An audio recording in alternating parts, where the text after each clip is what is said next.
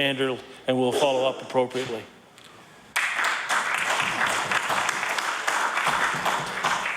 The honourable member for Richmond. Well, thank you. First supplementary. Well, thank you very much, Mr. Speaker. I'm certainly pleased with the answer. As the Minister's aware, both crab season and lobster season have started, and there's a flurry of activity taking place in that area. And so we're certainly looking forward to what updates that the Minister can provide us. And I know the local councillor, Steve Sampson, has certainly been voicing some concerns to me as well that he is hearing. One of the other roads that unfortunately we didn't have a chance to visit while the Minister was down, but that I have raised and brought to his attention, the staff's attention, is the Cape Ogat Road. This road is located on Ilmadam, just off the main road into Arishat, and is home to the Clearwater Live Lobster Holding Facility, which is the largest live lobster holding facility in the world. As a result of that, this road sees heavy traffic, and as well the traffic from all of the employees as well as local residents. Recently, a child who attends school was injured on a school bus due to the rough nature of this road and the fact that the bus hit a section of road where the pavement is completely gone. I'm wondering if the Minister could advise whether his department plans on taking any immediate actions to address the problems with the Cape Ogat Road. The Honourable Minister of Transportation and Infrastructure Renewal. Thank you, Mr. Speaker, and I thank the member opposite for the question. Particularly when it comes to bus safety, it's an indicator of the fact that we could have a real problem with that road. It'd be a matter that I will have to look into. I thank the member for bringing it to my attention. Specifically, of course, I'm aware of the fact of the prominent role that the fishing industry plays in the community of Ilmadam, and it'll be something that we'll bring to our attention on Wednesday. But thank you for bringing it forward. The honourable member for Richmond on his final supplementary. Mr. Speaker, the local office of the Department of Transportation Infrastructure Renewal has been very effective in dealing with some of these issues through their RIM funding.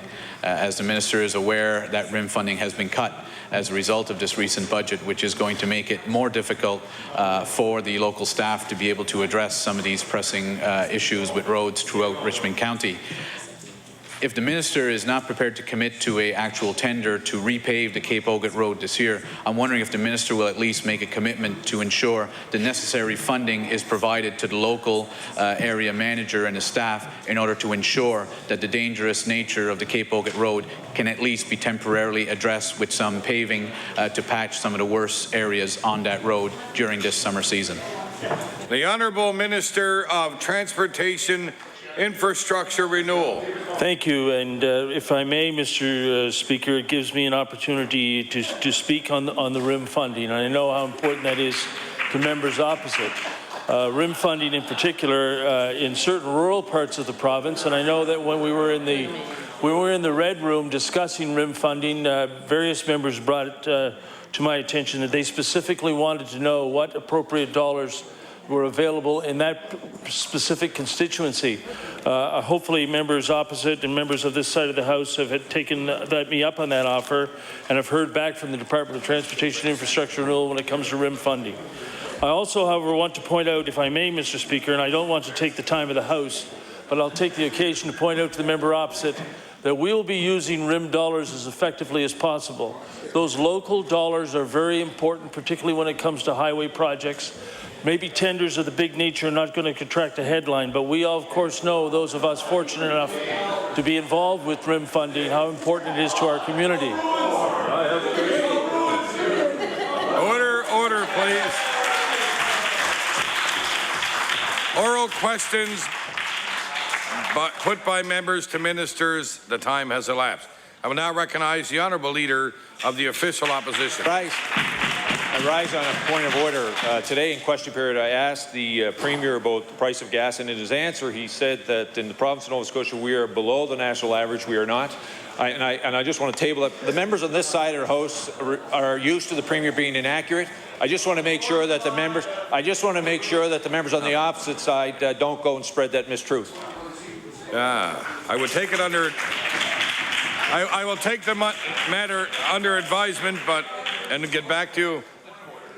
It's a point of order. It's a difference between two members, actually, and I will not have to rule on that one tomorrow. The honourable House Leader for the Progressive Conservative Party. Well, thank you very much, Mr. Speaker. I do notice that Resolution 1239 is not on the order paper, so I would ask that we have consent to be able to use that resolution today. Is it agreed? Thank you very much. Most Could you call Resolution 1239? Resolution number 1239, the Leader of the Progressive Conservative Party. Thank you, Mr. Speaker. It's my great pleasure to rise and speak in support of this resolution, an important resolution, I might add, today, called by the Progressive Conservative Caucus. Mr. Speaker, one of the most important things that a government is entrusted with when it is elected is to guide successfully the health of our economy, to ensure that the number of jobs that are in place are protected, and that policies are put in place that can see those jobs continue and, in fact, to add to the base of jobs and to the base of economic activity in the province. Sadly, Mr. Speaker, as we call this resolution today, we are at a point in time in our province where the number of full-time jobs today is 14,700 less than when the current government took office. So when we look at the government's record in managing the economy, what it was entrusted by Nova Scotians to do, clearly we see that they have failed in this important responsibility. In addition to that, Mr. Speaker, we can only note that 80% of the jobs in our province are created by the small business sector.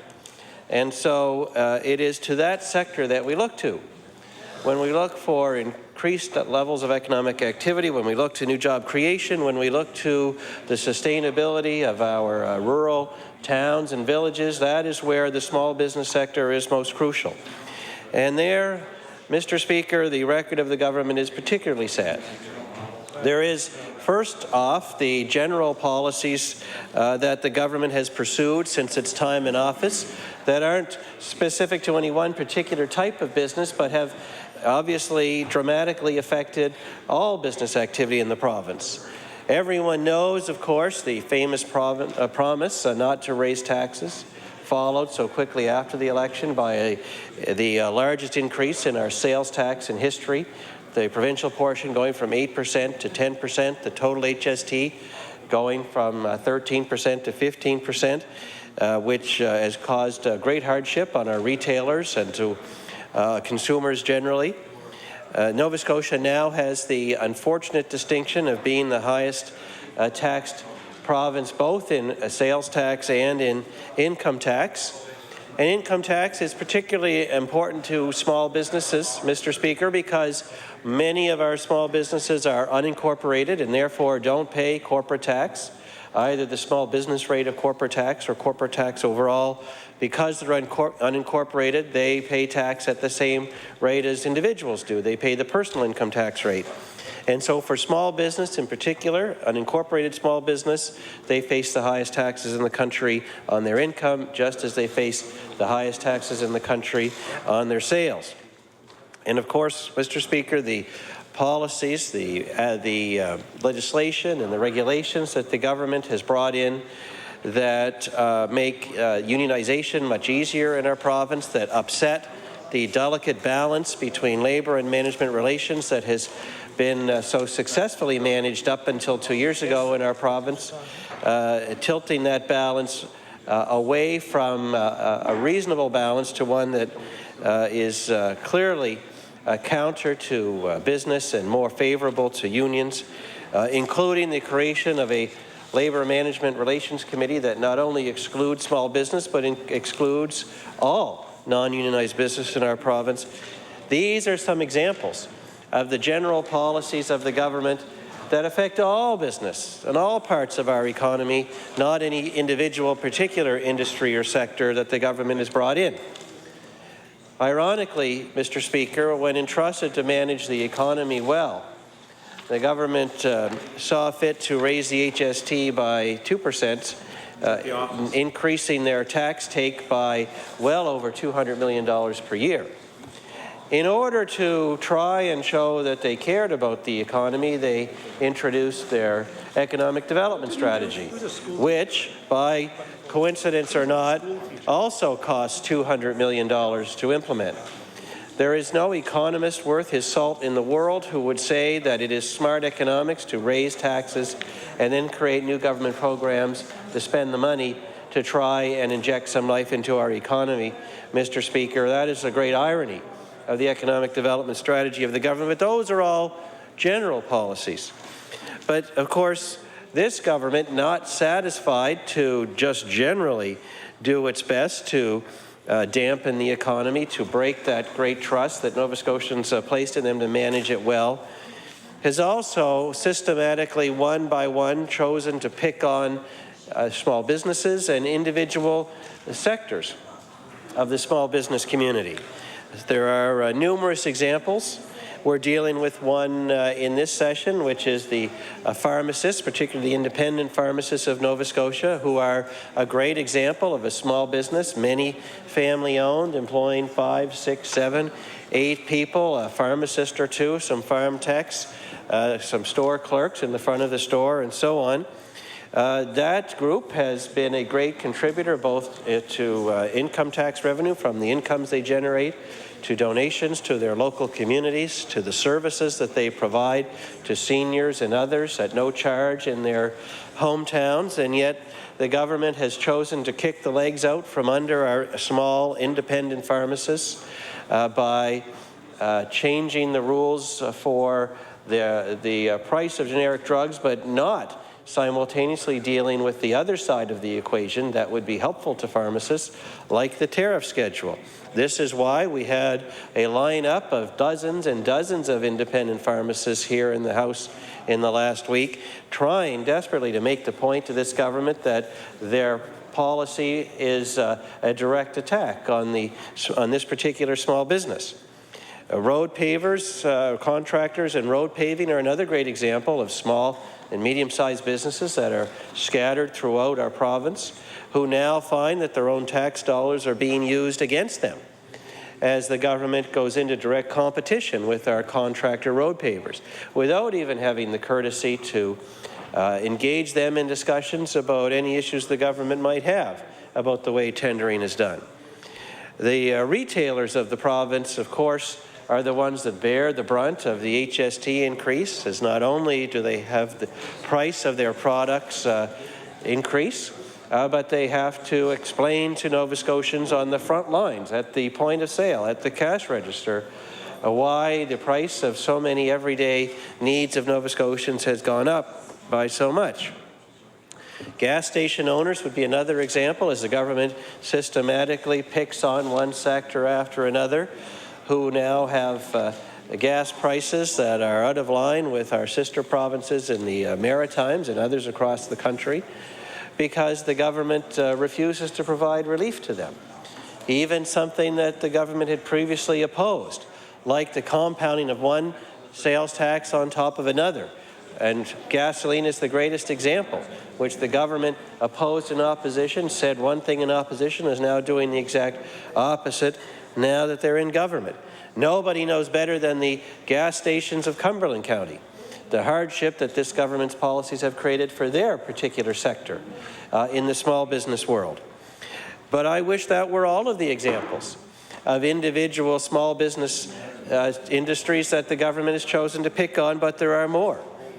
Our 1,100 insurance brokers scattered throughout the province, employing 3, 4, 5, 6, or a dozen people in their hometowns who make income and pay income tax back into their local community, who are great donors to many charitable events and good causes in our own community.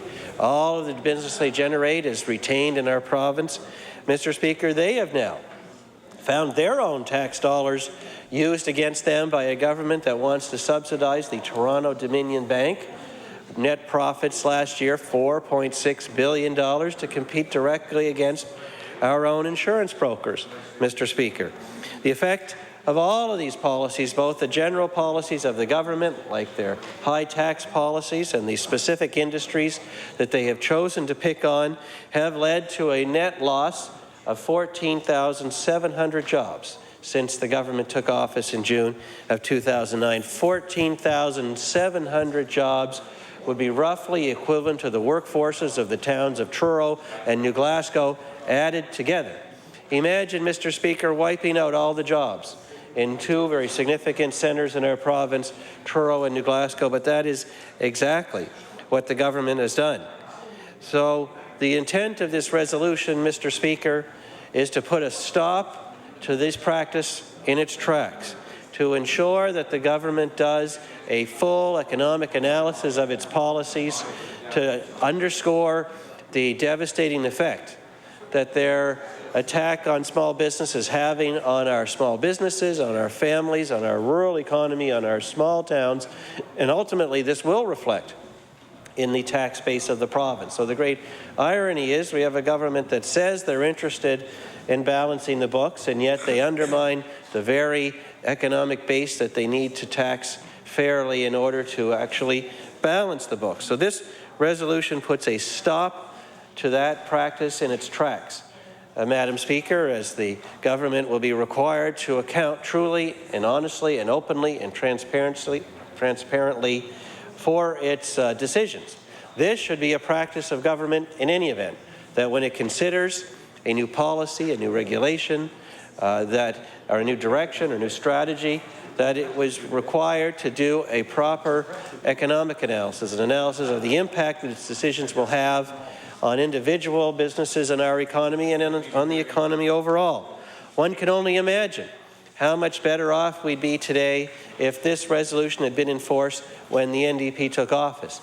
Perhaps we could have avoided the hardship that's been caused and is being caused to our road pavers, to our pharmacists, to our retailers, to our insurance brokers, to our gas station owners, and to all other non-unionized employees in the province. If this resolution had been in effect in June of 2009, all of those businesses would be better off today. All of those jobs that have been lost, that 14,700 jobs that have been lost since that time, would still be out there. They'd still be safe. There'd still be people working there. There'd still be families relying on them. That is why it's so important to support this resolution. As the government continues to turn to outside consultants to tell it what to do, I can only conclude by saying that what this resolution calls on, which is wise, smart, business-like decision-making, was one of the roles that voluntary planning was set up to support all those years ago, that the one place the government could have turned to get the advice and the collective wisdom of Nova Scotia, that could have told them how devastating their course of action was going to be. They weren't even satisfied to allow that group to continue to exist, and they've kicked the legs out from under voluntary planning, so they're free to pursue their destructive course of action, and that is a shame. And there are 14,700 empty seats in companies around the province because of what this government has done to our small business community. And so with those few brief, modest remarks, Madam Speaker, I will take my place, and I look forward to the rest of the debate on this important resolution. I recognize the honourable member for Kings North.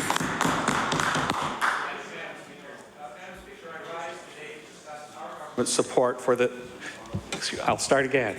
The honourable member for Kings North. Thank you, Madam Speaker. Madam Speaker, I rise today to discuss our government's support for the small business sector in this province. This is not the first time we've been asked about this topic. But let me assure you, Madam Speaker, this government recognizes small businesses are certainly an important and vibrant part of our province's economy. The bottom line is, we're in the business of creating a better economy. We know small businesses have consistently contributed 25% to Nova Scotia's GDP, according to Industry Canada's statistics. In 2010, there were more than 50,000 businesses with less than 50 employees in Nova Scotia. In other words, small businesses are found across this province, and they are essential to our economic growth. Small business contributes greatly towards improving communities across the province, not only by employing workers, but also by supporting local charities, social events, and countless other efforts. Madam Speaker, We are always looking for new and innovative ways to help our small businesses, and this government has several programs and tax incentives that do just this. In this year's budget, this government has committed to reducing the provincial tax impact on small businesses. On January 1st, 2012, government will reduce the rate of corporate income tax for small businesses from 4.5% to 4% on the first $400,000 of active business income. And I'm very pleased to add, Madam Speaker, that this is on top of last year's drop from 5% to 4.5%. Madam Speaker, in almost 20 years, this tax rate had not changed. And in the last 2 years, our government has lowered it twice, representing a 20% drop in the rate of income tax for small businesses. That's significant. In addition to this tax rate reduction, which is in line with our province's Jobs Here plan to grow the economy, there are additional tax incentives for small business, such as the new small business tax holiday and the tax equity credit. New small businesses can reduce their corporate income tax to zero during the first 3 years of operation, which typically provides about $200,000 in tax relief each year to small businesses. Each year, the province provides $5 to $7 million in tax relief to investors in businesses with assets of less than $25 million under the tax equity credit. In 2010, the tax credit rate was increased from 30% to 35%. As you can see, Madam Speaker, this government has made quite a few positive changes to tax incentives for small businesses during the past couple of years. Madam Speaker, the province supports small businesses through a variety of programs and initiatives. Through Jobs Here, we've committed more than $200 million to growing our economy, much of which will be in support of our small businesses. The Productivity Investment Program, an initiative of Jobs Here, is a $25 million program designed to encourage companies to invest in productivity and innovation. Recently, the threshold for the Capital Investment Initiative was actually lowered to $25,000 to allow additional businesses to the opportunity to participate. The Productivity and Innovation Voucher Program provides small and medium-sized businesses up to $15,000 to obtain assistance from universities and colleges which, with applied research, engineering services, prototyping, and field testing. Last year, 34 businesses were awarded vouchers. Our Workplace Innovation and Productivity Skills Incentive, which is part of the Productivity Investment Program, gives companies with fewer than 50 employees up to $5,000 in employee training incentives. Through the Nova Scotia Business Development Program, we are helping small businesses get started and existing businesses expand. The program provides funding and support through qualified consultants to help business operators review and assess their practices and develop new approaches to ensure success. Another great program that offers benefits across the province is a small business financing program. Through this partnership with the Nova Scotia Cooperative Council and Credit Union Central, we approved 723 loans valued at more than $30 million as of December 2010. These loans help businesses acquire financial support, the financial support they need to succeed, which in turn helps to develop and grow local economies. Madam Speaker, we also work closely with our partners at NSBI, Nova Scotia Business Incorporated, and Innovacor to ensure businesses have the tools they need to succeed. Programs such as NSBI's Venture Capital Program and Innovacor's Nova Scotia First Fund are helping to prepare our companies to succeed and compete in the global marketplace. Many of the companies that work in the film industry are small businesses, and they directly benefit from improvements to the film tax credit and the digital media credit. In December, just this past December, we made changes to both credits, ensuring the province's film, television, and new media industry continues to be one of the most competitive in Canada. Madam Speaker, our commitment to small business and small businesses in general is also seen in the areas of training and workforce development. Later this year, we will release our workforce development strategy. It will include incentives to directly support small and medium enterprises. It will foster entrepreneurship, develop online resources, and provide more access to customized training. Madam Speaker, we regularly support Nova Scotia businesses by hosting reverse trade shows, workshops, and on-site visits. These procurement services supplier development programs provide knowledge of the government procurement process and an understanding of how to access publicly funded procurement opportunities both in Nova Scotia and beyond. In the tourism sector, we are supporting the Nova Scotia Tourism Human Resources Council and its mission to develop best practices, skills development, and innovation in the tourism industry. The strategic cooperative education incentive supports organizations who hire students for work terms as part of a recognized post-secondary cooperative education program.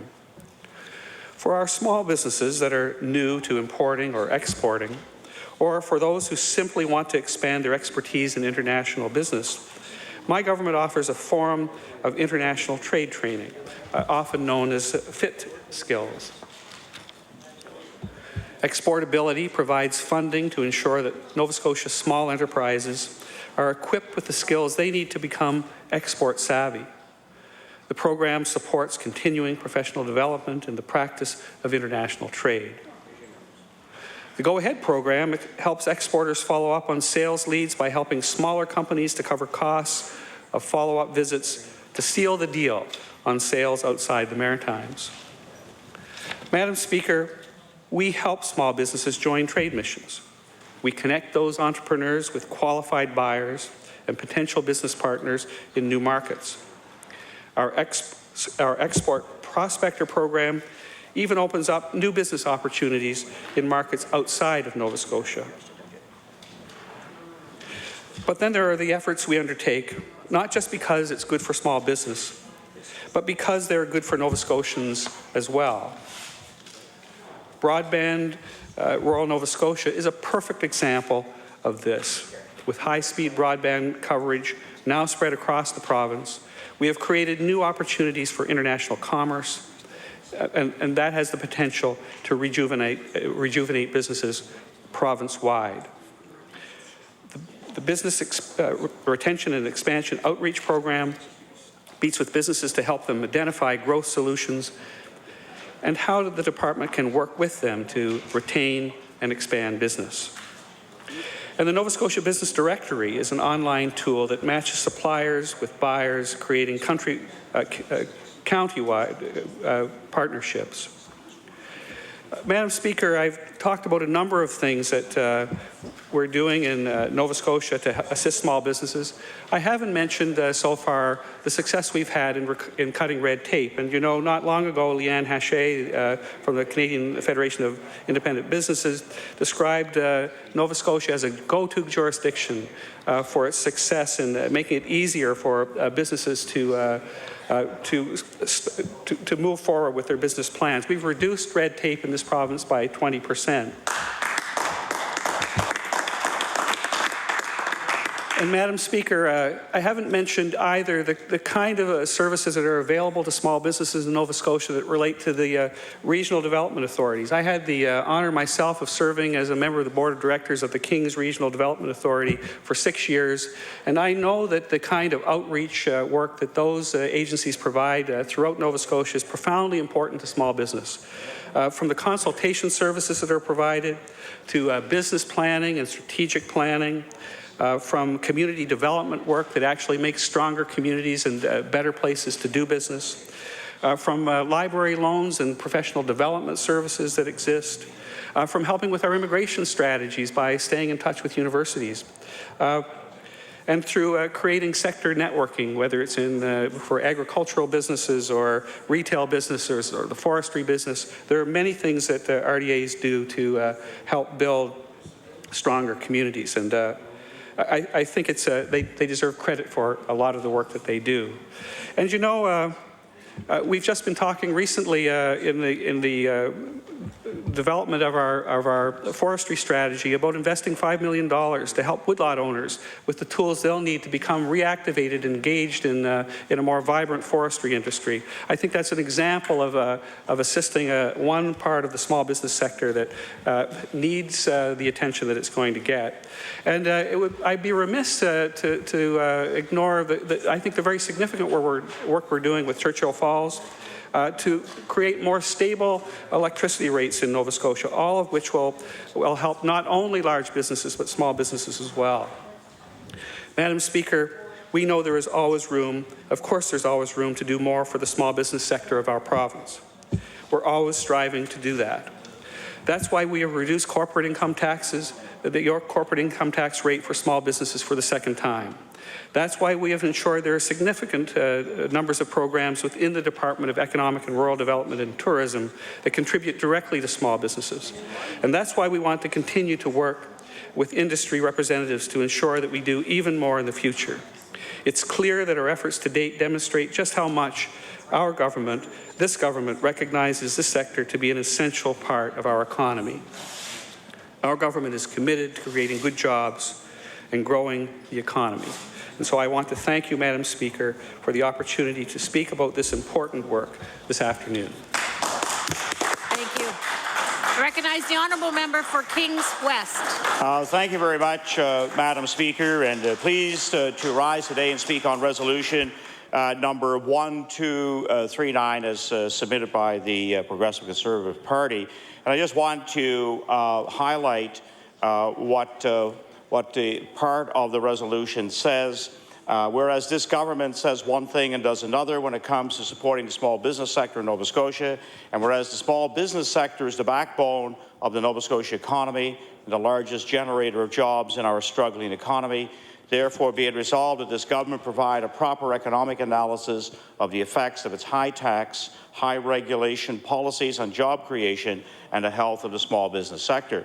Well, it was interesting today to have the government voice come from the backbenches in regards to small business, because we know that this government, in terms of the front bench and the leadership of the Minister of Finance, got off to a very, very bad start with small business in this province when, in fact, he would not meet and consult with the CFIB around some of the initiatives that they wanted to undertake, and they, in conjunction with the NDP government, would make a better day for small business in Nova Scotia. So I think it's important to point that out, that in fact they're really playing now somewhat of a catch-up role.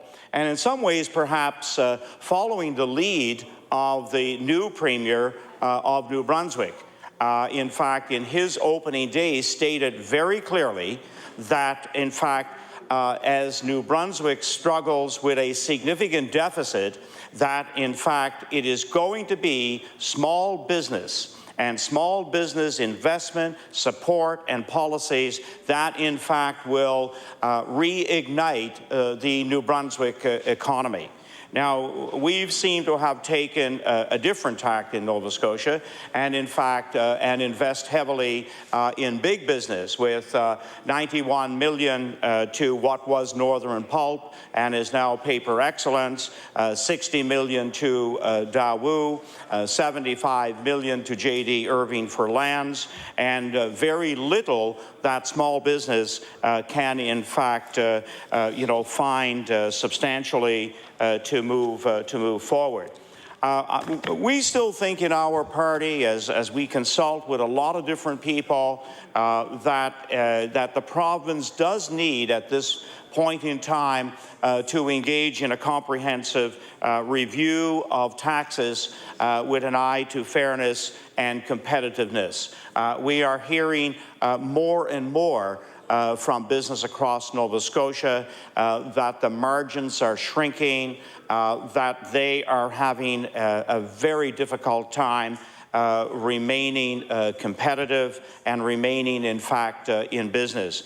And just to highlight that, yesterday, as I was talking to one of the big realty owners, Indianapolis Valley, in fact, throughout the province, that in fact it was just this week that he heard from an electronics business in Lockport that he could no longer stay open. When he took a look at the cost of his lease, the cost of doing business, turning the lights on, he could no longer afford to stay in business. And unfortunately, we're hearing that at a greater rate. I think if we take a look at the way Nova Scotians are taxed, the way businesses are taxed, the way corporations are taxed, we could start to make sure that the tax dollar that is required to run the province and provide the services that we all desire and have a high regard for, the distribution could have a different nature. Some of that tax structure could undergo change that, in fact, would reduce some of the burden on low-income Nova Scotians, and in particular, those small businesses that we're here talking about today. So if we take a look at just some of the, in fact, more recent impacts on small business in Nova Scotia, we know that hiking the HST, I believe hiking the HST is now grabbing hold in Nova Scotia, and in fact is having detrimental effects on a whole wide range of business. I took a look at housing starts in Kings County. And Kings County is one of the 5 counties of our 18 that continues to grow, at least in a small way, its population. And April is one of the most dynamic months for the starting of new home construction. And even this time last year, we know that there were federal incentives that help people in terms of the business trade of building homes and the impact on buying materials for homes. Well, with that incentive gone, home starts in Kings County this April went from 80 last year down to 50 this year. Now that really impacts on a whole range of small businesses. When we're talking about the carpentry, the electrical, the plumbing, the heating, the roofing, all of those subcontractors, 30 homes mounts up to a significant dollar that will not be earned by small business as we go into this new construction season. And we just, on top of this, when it comes to getting a permit in Nova Scotia to build a home, we know that, and user fees, all 1,400 have gone up. And again, we don't see a rationale for having done that, especially since the premise of user fees is that it is a cost recovery basis. We know that currently energy costs are also taking their toll, and we know that there are some aspects of energy costs that we can't have control over. But I think when Nova Scotians are expressing, and small business in particular, a need to have some assistance here as they heat their premises, taking the tax off of the tax is a good measure. So failing to index personal income tax rates. Again, people look at supporting small business, supporting the retail sector, supporting small service sector with the money they actually have in their pocket. And while the Minister of Finance gloated about the province having an increase in personal taxes last year, most of it actually came about when people got a small increase in their pay, and it actually moved them into another tax bracket. And in terms of real dollars that Nova Scotians, have to work with, it's just not there.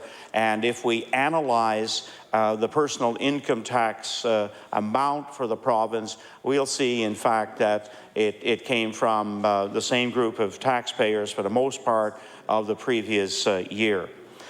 So, failing to index personal income tax has indeed hit us. I think the program Jobs Here plan is yet to prove itself.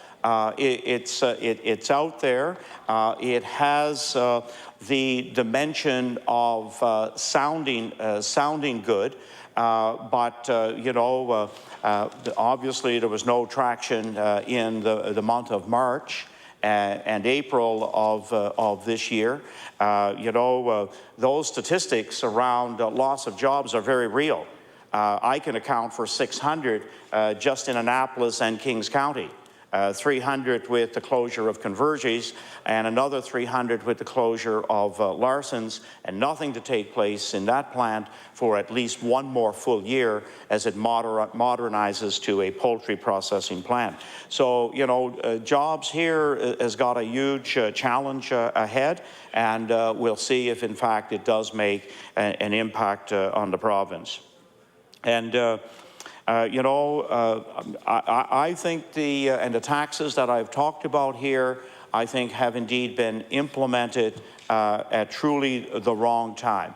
As we came out of a recession, not detrimental and as hard hitting to our area as in the manufacturing parts of Canada, but nevertheless having some impact, and to raise taxes further has indeed had a negative impact and continues to show itself in that regard. There's 5,200 small, medium-sized businesses in Nova Scotia that are members of CFIB, and they remain a very, very strong voice for that segment of the business community. And, hearing from them, engaging with them on directional policy pieces for government, I think needs to be given much greater prominence by the current government, because I think they can help us become more competitive and to have a fairer tax structure.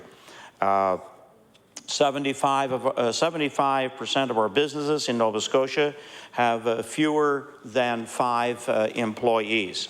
And there's no question that when small business gets a break on their profits from a good business year or from a lower tax structure, it goes back into the business. They're the ones that will hire another part-time person, a full-time person, a summer student, invest in a new piece of equipment, update their building, because that is their equity, that is their future when they sell that business. So our party has talked about and continues to believe that reducing the small business tax to 1%, being a bit bold here, as the province of Manitoba did, it injected a lot of life into their business, because it's not just the dollars that go into small business. The psychological impact is dramatic when small business sees that, in fact, they are held in high regard as job creators and generators of income to our economy.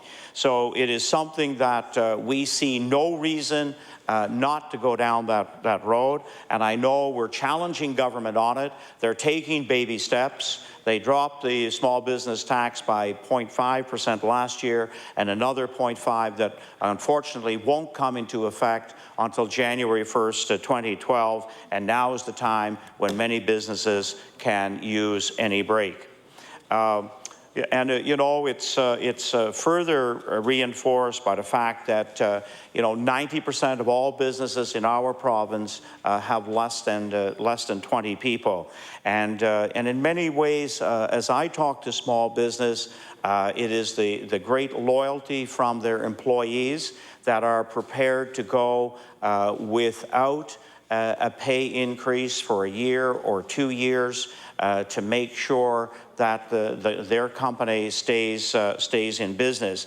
So if we have that kind of loyalty from employees, you know, we should have leadership from government that helps them with some dollars going into their bottom line.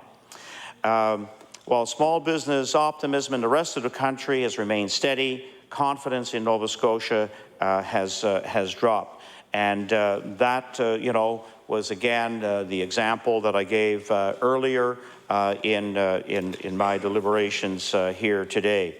The major cost concerns for small business in Nova Scotia, as reported by CFIB, are fuel and energy costs and tax regulatory costs. Tax rates, it is true the government has lowered, as I said, by 1% by January 1st of 2012, but you know, this really is still a very small measure, and we look forward to change in that regard. And with that, Madam Speaker, I take my place. Thank you. I recognize the honourable member for Victoria the Lakes. Thank you very much, Madam Speaker. Madam Speaker, it's my pleasure to rise today to speak about an issue that's of importance to all Nova Scotians, the health of the small business sector. Madam Speaker, Resolution 1239 states, whereas this government says one thing and does another when it comes to supporting the small business sector in Nova Scotia, and whereas this government, since coming to office, has introduced measure after measure that has made life harder for the small business sector and cost many jobs, and whereas the small business sector is the backbone of the Nova Scotia economy and the largest generator of jobs in our struggling economy, therefore be it resolved that this government provide a proper economic analysis of the effects of its high tax, high regulation policies on job creation and the health of the small business sector. Madam Speaker, small businesses play a large part in Nova Scotia's economy. Whether it's the mom and pop operation that with 1 or 2 employees, or the one that employs 50 to 100 people. They're also contributors to their community, be it sponsoring a local sports club, or serving on their local volunteer fire department or church board. But, Madam Speaker, since this government took office in June of 2009, you can see supports for small business decreasing. This government has brought forth policies that continue to make it harder for small business to stay strong. As the Canadian Federation of Independent Businesses, Leanne Hashie, said in a recent article, we are seeing the slow but steady erosion of small independent business. I'll be referencing this article a few times, Madam Speaker, so I'll table a copy now. Madam Speaker, this steady erosion has been at the hand of this NDP government. As Ms. Hashie says, she doubts that it's intentional, but the end result is certainly all the same.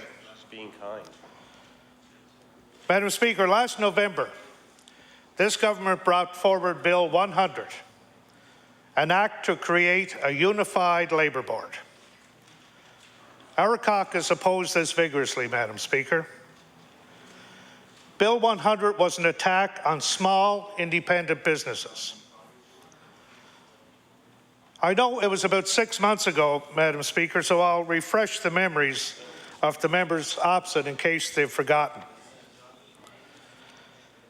Bill 100 would have fundamentally changed labour laws in Nova Scotia. But government didn't even consult small business on the aspects of the impact it would have on most of them. The Labour Management Review Committee consisted only of unions and unionized employers. Madam Speaker, this was an affront to the majority of employers that are not unionized. And this includes virtually all of Nova Scotia's small businesses. Our caucus tried to keep government from moving forward, Madam Speaker, but they rammed Bill 100 through with their majority numbers, just like they'll ram through Bill 17. Even in the face of strong opposition from small and independent businesses, the Progressive Conservative Caucus and the Opposition Caucus, they still did it. Madam Speaker, I'll touch on the small business tax for a moment. The small business tax this government brought forward represents a drop in the bucket, Madam Speaker. 5 to 4.5%. A half a percentage point decrease does little to offset the cost of doing business in Nova Scotia. We are still the highest tax jurisdiction in Canada after this. It's especially hard to take, Madam Speaker, when you consider that this government has removed over $250 million from the economy with their extra HST grab alone. The Speaker on the resolution on the government side referenced that the government reduced small business tax by 20%, Madam Speaker. But let's put it in dollar figures. This meager change from 5 to 4.5% translates into an average annual tax reduction of $500 to $600 for small businesses. So, Madam Speaker, I'm sure you can understand why businesses weren't lining up to applaud this move. What really hurts small businesses is that all the while government is targeting them at work, they're also getting them at home. Through higher taxes, increased user fees, and increased debt, this NDP government is putting strain on both families and businesses. Why is government targeting small businesses in Nova Scotia, Madam Speaker? That's a great question that Ms. Hashi had the right answer to. Her quote is, "Government's natural default is big." Small businesses are routinely overlooked, their tax dollars are used against them, and their unique circumstances aren't taken into consideration. And there are certainly a few recent examples of that. Bill 17, to bring that up again, is one of them. Another was the NDP decision to give the TD Bank Group nearly $2 million. TD directly competes with the small independent insurance brokers, 1,100 in number, in Nova Scotia. That hardly seems fair, Madam Speaker, that a massive bank that reports billions in profits should receive this kind of handout from government.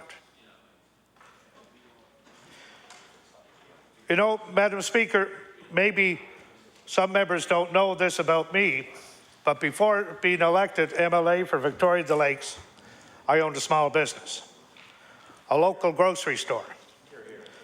That store was opened by my father in 1946, and many in my community were saddened to lose the store when it closed in 2004. During that time, we were able to employ local residents and provide a service to our community. Or take a look at Grant's store in Ross Ferry that I mentioned in a resolution last week. Because of the importance of this store to the community, the store has reopened again because it is a focal point of that community. Earlier, Madam Speaker, Reference was made a few times to drugstores in small rural communities. And I would like to talk of Hatcher's Pharmacy in Neils Harbour, a pharmacy that serves all residents in the north of Smoky area of Victoria County. It's interesting to note, Madam Speaker, that if this pharmacy were not there, residents would have to travel a minimum of 2 hours, to get their prescriptions. The importance of this business is stressed by Evelyn Williams. And Evelyn is from the Ingonish area. And if I can find the paper, Madam Speaker, I'll read what Ms. Williams has to say. This is a quote from Evelyn Williams of Ingonish. "I'd be lost without Chelsea, and I just couldn't survive here without the Neils Harbour Pharmacy. I would have no way to get my prescriptions, especially in the winter. There's just no one I could get to travel over Smoky for me to get to the closest pharmacy." So this is someone, Ms. Williams, who lives in Ingonish, 30 minutes away from Neils Harbour, that has no problem supporting a local business because although it is a half-hour trip, it's a small business that contributes to the Neils Harbour community, the Ingonish community, the Cape North community, the Bay St. Lawrence community, the Capstick community, the Meat Cove community, and I can keep going on and on and on. It's because it's a small business and the people will support it. So, Madam Speaker, you see, small business is the backbone of the Nova Scotia economy. And I'd like to reference once more the column by Ms. Hashi. In it, she gives 4 references, for example, that we've spoken about. Bill 100, the paving business that was referenced earlier, the payroll rebate of $2 billion to TD Insurance, and the discussion that's going on now concerning Bill 17. In her column, Ms. Hashi states, "What messages do these 4 examples send? Small businesses are routinely overlooked. Their tax dollars are used against them, either directly by government or indirectly through government support of large business, and their unique circumstances aren't taken into consideration." And I continue to quote, "Sure, government has done things like reduce the small business tax rate and brought on a small business advocate for energy rate hearings. They're also making some great strides on reducing paperwork. These are good things. But adding drops to a bucket with a gaping hole doesn't stop the leaking. It just slows it down." So, Madam Speaker, small business, as I mentioned, is the backbone of the Nova Scotia economy, providing much needed services and employment. And whether you live in Neils Harbour or downtown Halifax, you realize just how important strengthening and maintaining small business is, not only for the local community, Madam Speaker, but for this province. Thank you very much. Thank you. I recognize the Honourable Deputy for the House Leader for the Progressive Conservative Party. Thank you. Thank you, Madam Speaker. Would you please call private members' public bills for second reading? Public bills for second reading. Please call Bill number 61, the Pension Benefits Act. I now call Bill number 61, the Pension Benefits Act. I recognize the Honourable Member for Inverness. Thank you, Madam Speaker, and it gives me great pleasure to speak on this bill today that we've introduced. This annual unlocking of 15% from locked-in retirement accounts for Nova Scotians. This bill provides individuals who have locked-in retirement accounts greater flexibility to use the money they have saved for their retirement. Our legislation allows people with LIRAs who are 55 years and older to unlock 15% each year, allowing them to use more of their savings when they want. Madam Speaker, people want freedom in retirement. Nova Scotians want to make their own decisions about how they spend their pension savings. Existing rules are designed to protect people who may trade retirement income for the economic need of the day. This legislation strikes a balance. It continues to protect people from spending all of their LIRA savings too quickly, but it allows for a 15% annual withdrawal to give responsible savers greater flexibility. Now, most Nova Scotians have opened these accounts, and I call them LIRA accounts for locked-in retirement accounts. Most Nova Scotians have opened these accounts when they left an employer and needed to personally manage the pension they had saved while working for that employer. So, Madam Speaker, this legislation affects Nova Scotians right across the province. Some people have large amounts of savings tied up in these accounts, and for provincially registered plans, the Nova Scotia government restricts how much of their money they can spend each year. The federal government moved to change its legislation a few years back, and they made changes to allow a one-time 50% unlocking because they saw, and they were hearing from people right across the country, the need for greater flexibility for these types of investment accounts. Government should be doing its part to reward savers. We need not penalize people for being responsible. And this legislation strikes a balance because it provides the flexibility that will be appreciated by those who want it. Now, for the rash, Madam Speaker, for somebody who might trade away their retirement savings and their retirement income for the economic need of the day, for whatever that might happen to be, this legislation has protection in it because it provides an inconvenience, an annual ritual that must be considered and it must be navigated. And the people may not be sophisticated enough to do it every year, and they may also be counseled against doing it. So there are protections, natural protections in the existing, within the existing rules and the existing practices of the investment industry.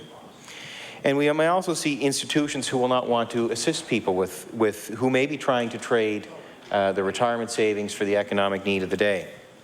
And I think about I also want to make the point that there is a fiduciary responsibility in the investment community to make sure that people understand what they're doing with their savings and to ensure that they don't spend too much too soon.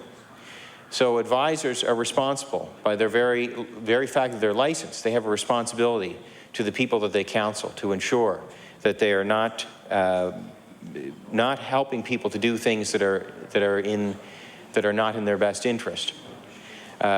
And if we could put that in a positive context, they're there to help people to do the right things that they need to do to ensure that they do have safety of retirement income when they need it.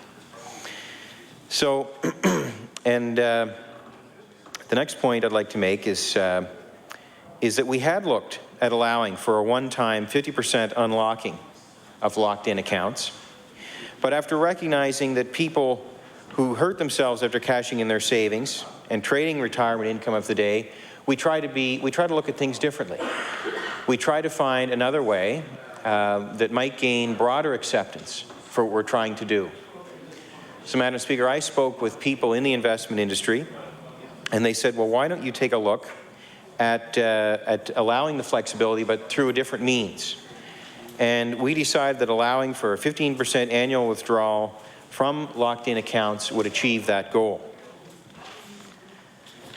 And if to put it in practical perspective, assuming an annual rate of return of 5%, which is not unrealistic at this point in time with interest rates being as low as they are, people over the age of 55 with a locked-in account could remove about half of their money over a 6-year period. Now, Madam Speaker, that money is not necessarily money that would be spent, but money that could be moved to accounts for investment that are less restrictive. So people can decide for themselves, once the money is transferred into a more flexible account, how much of their money they want to spend each year. So, Madam Speaker, I spoke about freedom and people wanting freedom in their retirement years. We often have perceptions of what people want to do in retirement. We sometimes find out that we're not accurate in those perceptions. Probably the best catch-all we could use is that people want freedom. They want to be able to make their own decisions. They worked hard all their life, and they want to be able to make decisions on their own at that point. They have freedom. They no longer have to work, and that's what this bill is intended to do, is to give that freedom. Now, so I expect that most people will be counseled to transfer unlocked money to less restrictive accounts. And I want to say that there are benefits to each type of, for people, there are really two main types of pension plans out there. There are defined benefit plans, like people working in the provincial government would have, and there are defined contribution plans. And there are benefits to each type of plan, Madam Speaker. A lot of people feel that defined benefit is the best route to go. After looking at plans myself, I've actually seen where defined contribution can sometimes be a preferred option. And that may surprise people. This legislation would help both of those types of plans. It can be of benefit to both. For people who might be taking a commuted value of their pension plan, it could be somebody working in government who may be leaving after, say, 5 or 6, 7 years of service. And this legislation would give them flexibility for that commuted value, that one-time lump sum that they receive from government when they depart government, and maybe they move on to work at another business. It would also help people who have defined contribution plans. So that would be somebody who might have their company or their organization may have a pension plan where it's matched by the organization, whatever the employee puts in. But when that employee retires or leaves, they are required, by virtue of the rules of their very pension plan, to remove their pension savings. Well, this legislation would help those people as well, because it would provide them with flexibility, because all of those monies, whether it be transferred from a defined benefit plan or a defined contribution plan, they must move into a locked-in account. At least a good portion of that money has to move into a locked-in account. So this legislation would benefit people whether they have defined benefit plans or whether they have defined contribution plans.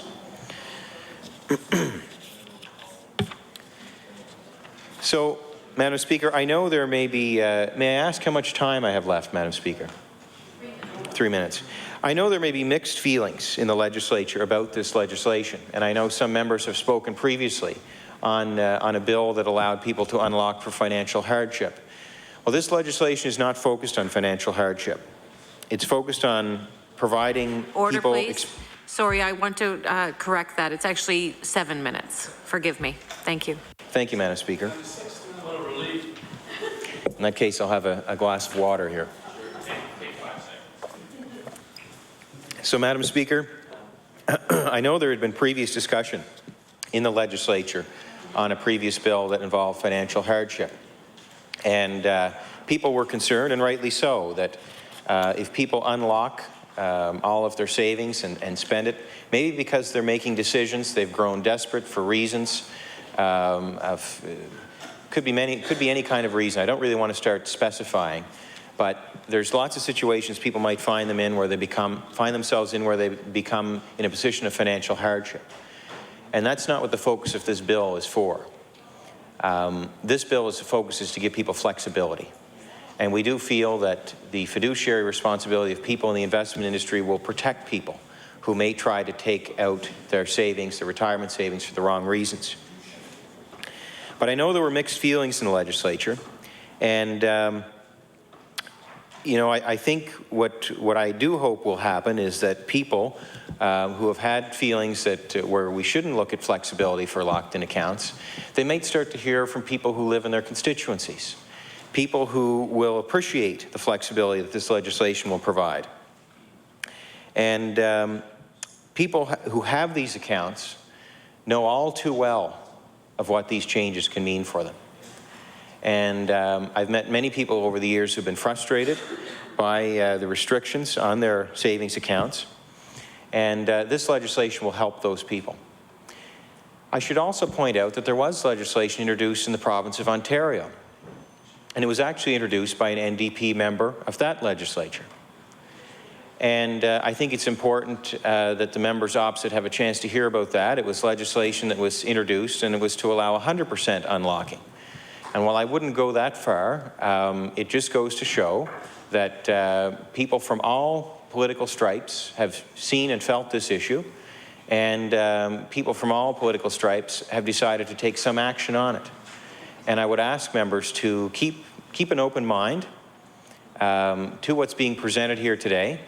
And I'm hoping that you may hear from some of your constituents on it.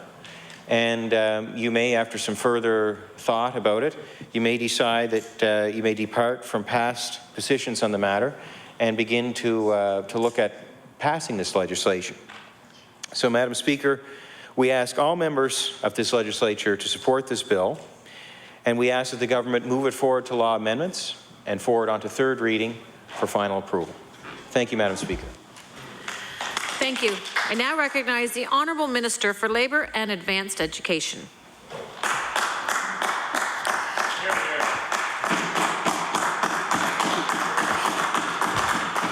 Thank you, Madam Speaker.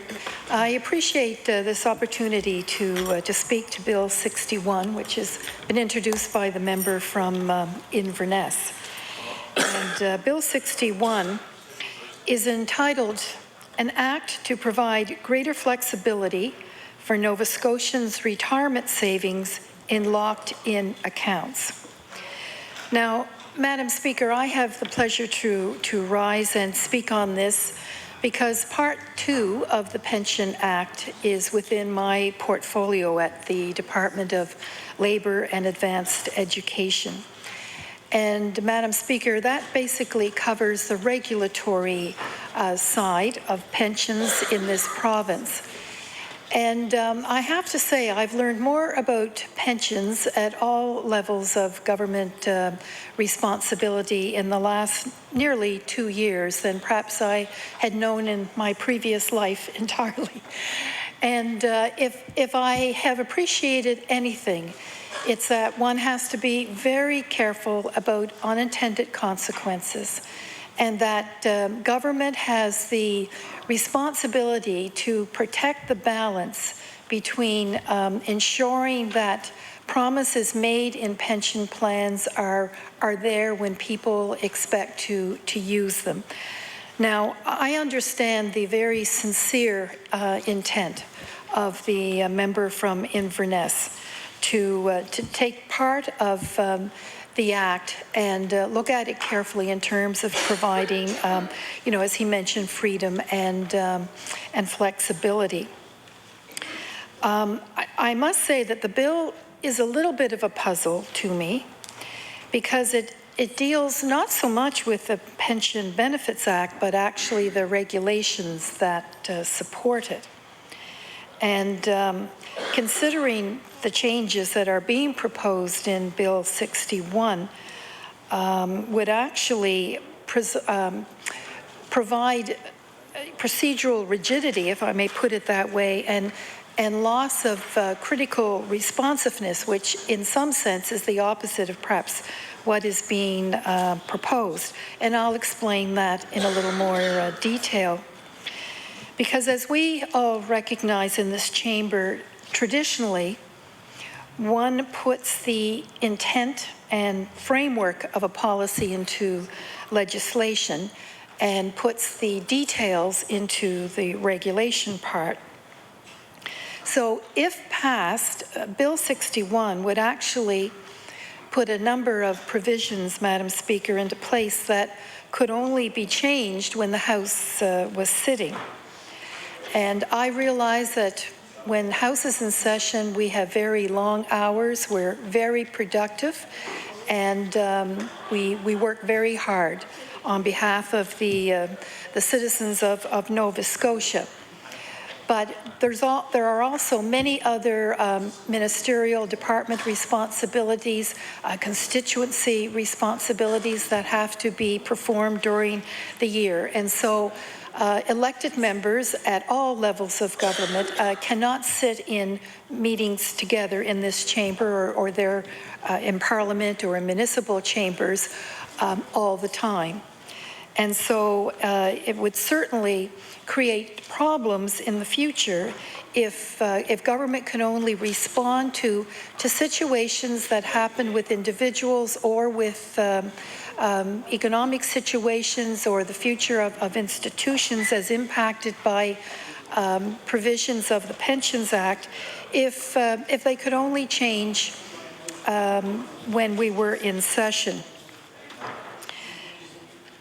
Now, Madam Speaker, I wanted to talk about also why this level of detail, as proposed in Bill 61, you know, this almost like the granularity, it should be handled through regulation. So just to summarize very briefly, the proposed changes in Bill 61 would permit the unlocking of amounts less than $19,320 at age 55.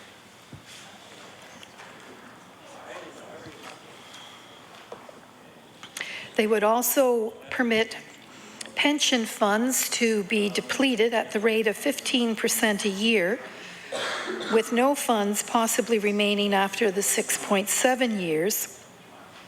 And there's also a reference to Clause 22(1)(a) not being valid, and I'm not clear on what that intent is. It's much easier, as I was explaining earlier, Madam Speaker, for government to respond to issues in a timely manner through regulations. So, for example, during our administration, Madam Speaker, we have responded to the economic downturn that ravaged private sector pension plan investments, which have left many struggling to comply with the solvency requirements. And because that's been covered in regulations, the government has been able, through regulatory changes, to provide solvency relief to universities, to municipalities, to multiple employer pension plans and others. And we could not have been so accommodating if we had had to wait until the House was in session. However, let's move on to the essence of Bill 61. Yes, Madam Speaker. Order, please. If I could interrupt the Honourable Minister to recognize the Honourable Member for Hammonds Plains Upper Sackville on an introduction. Thank you very much, Madam Speaker, and I'm glad to be able to stand here today and introduce to the House a good friend of mine and many members in this House. Is a good New Democrat from Bedford, and was our candidate in 2009 in Bedford Birch Cove, and that's Brian Mosier. So if the House could give him a round of applause, please. Thank you, and I would certainly welcome to the House of Assembly. I recognize the Honourable Minister for Labour and Advanced Education. Thank you, Madam Speaker. So getting back to the larger issue, I don't believe that passing and implementing Bill 61 would actually be in the best interests of Nova Scotians. Not for the people who would transfer assets out of their pension plans, nor for the taxpayers of this province.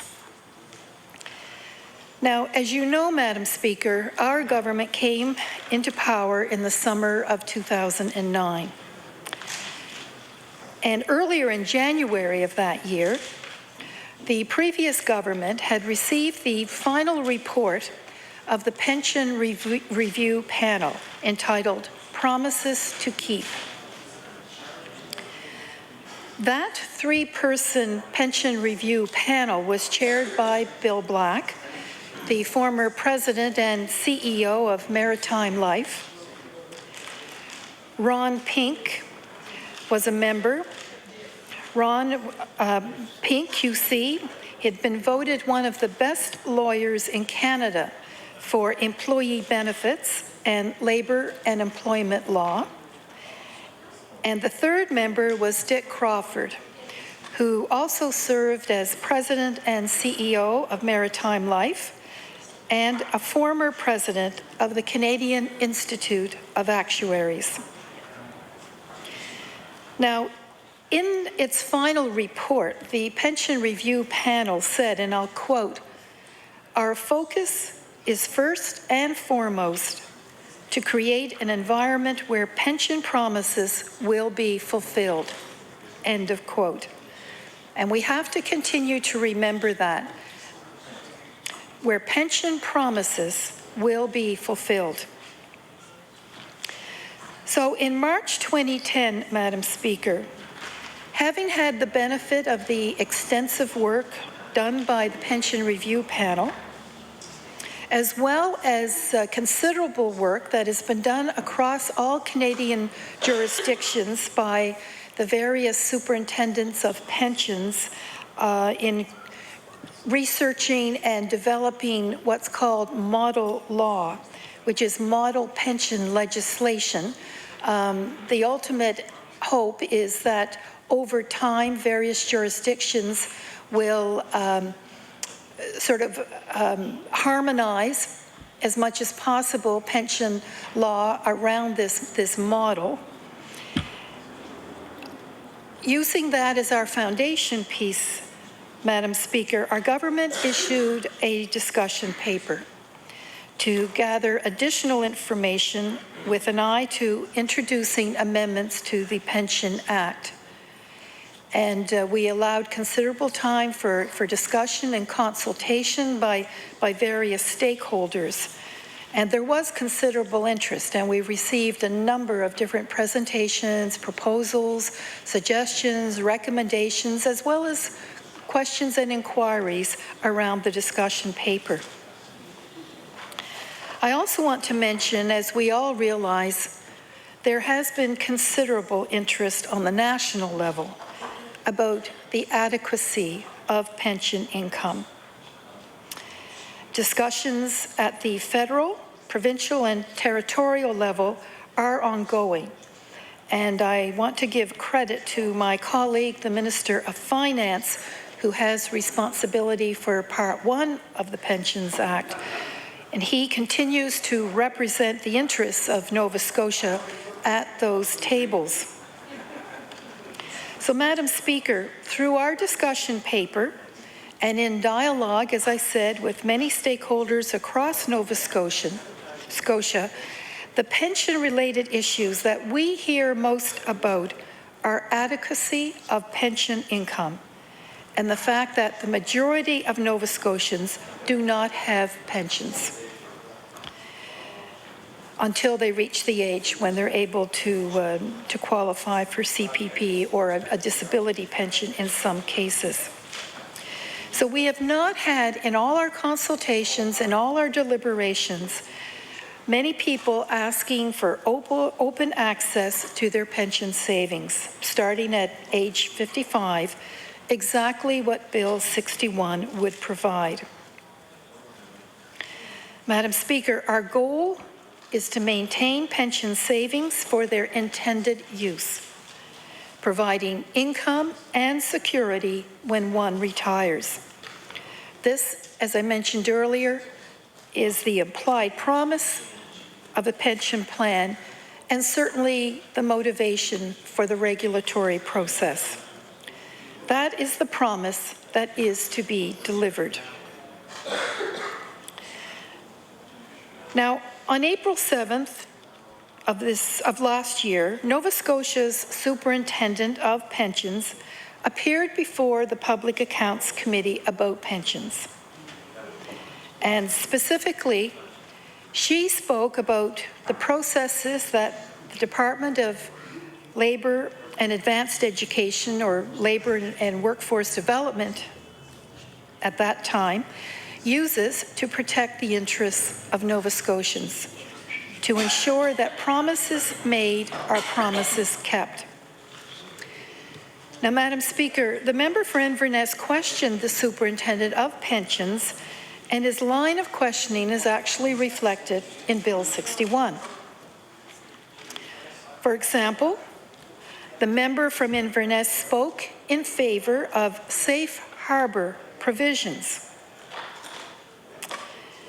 Now, safe harbour may have a certain meaning to Nova Scotians, but in the pension world, it actually limits a pension plan sponsor's liability when he or she makes poor investment decisions or offers bad advice to members. Safe harbour provisions are more common in the United States, Madam Speaker, and are less necessary here in Canada because we have a different legal system.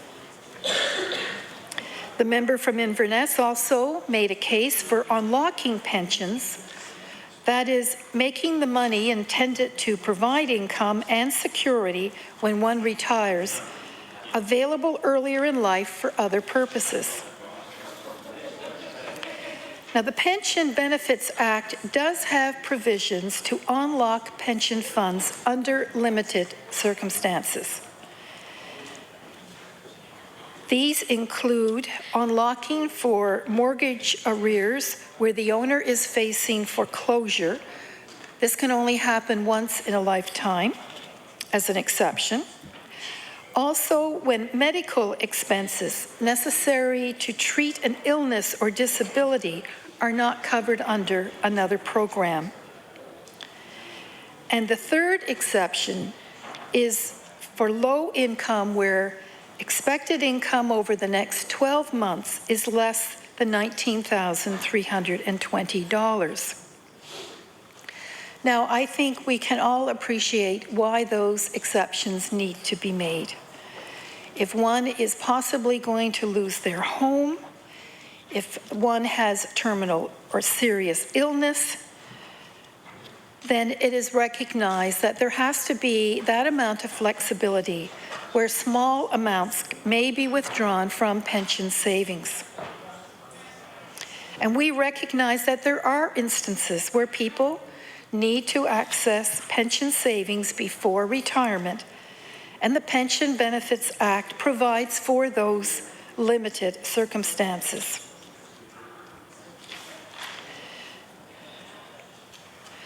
Now, I just want to go back to a proposal in the Act permitting pensions to be depleted in 6.7 years. Now, this would result in many seniors having no additional income to supplement their CPP and OAS in retirement.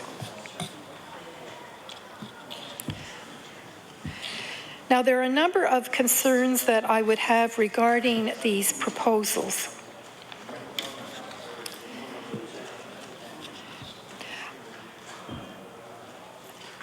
And I accept the premise that that many of, hopefully most people who might want to take benefit of the proposals being made in Bill 61 would be responsible, and that they would continue to invest their savings for old age. But quite frankly, Madam Speaker, I have worked with seniors from one end of this province to the other, and their major concern is having adequate income in their senior years. And I am not convinced that taking what I consider a fairly short sighted view in terms of greater flexibility for retirement savings and locked-in accounts is going to serve Nova Scotians. Thank you, Madam Speaker. Thank you. Before I recognize the honourable member for Dartmouth East, I'd like to recognize the honourable member for Inverness on... Thank you, Madam Speaker. Is there a particular reason that you're... Yes, a point of order. On a point of order? Yes. There was a comment made about something I had said at public accounts, that it was to unlock money for other purposes, but it was to unlock it for greater flexibility, which is what was proposed by this bill. So I just want to clarify that for the record. that would not be my understanding of a point of order, but it's on the record now, and I have it on the record. Thank you very much. I recognize the honourable member for Dartmouth East. Thank you, Madam Speaker. We'll call that a point of clarification or something, I guess. Madam Speaker, I rise to speak in support of the majority of provisions in this bill, and I listened to what the minister said, and the minister mentioned that this is not an issue which had come up during the consultations on pension reform, which surprises me because it's an issue that actually comes to my office quite frequently. And this is, I think that the minister and her department are looking at a fairly narrow use of what this bill might be, where somebody's entire retirement savings are potentially locked in a locked-in RRSP and have to be transferred to a retirement account, when in fact there are many people. We know that many people are not staying in the same job for the same number of years. In fact, there's many fewer people that stay in the same job for 40 years and then go and retire. So what would happen is you have situations, including provincial government employees, in some cases, if they're here less than a certain number of years, who would end up taking out their contributions, and their only option is to actually put those into a locked-in RRSP. Now, that would form part of their retirement savings, but it may only be $7,000 or $8,000. It may actually be a very, very small portion of their total retirement savings pool. And I want to go through sort of in order of what I consider to be order of importance, if you will, the issues in this bill. The most important part of this bill is the ability to begin withdrawing at age 55. There are a number of places that you can retire when you reach what they would call the rule of 80, or sometimes there'll be a retirement, an early retirement plan. But we know there's a lot of people that will choose to either retire fully or in part at the age of 55. And other ages, of course, too, but for this, 55 is one of the more common ones. Currently, somebody holding these assets would not be able to access any of those retirement funds until the age of 65, 10 years after they retire. So that's why the most important part of this bill is actually being able to access your locked-in RSP contributions at the age of 55. Now, I don't disagree with the minister that there is concern over the adequacy of pensions. And of course, that is the perfect example of why you should be able to access this at 55, because somebody choosing to retire at that age, whether they might choose to retire at that age for health reasons. There's any number of reasons they may do that, but they are not eligible for CPP and OAS programs until 60 and 65. And then that causes a problem where they actually have no access to any funds whatsoever.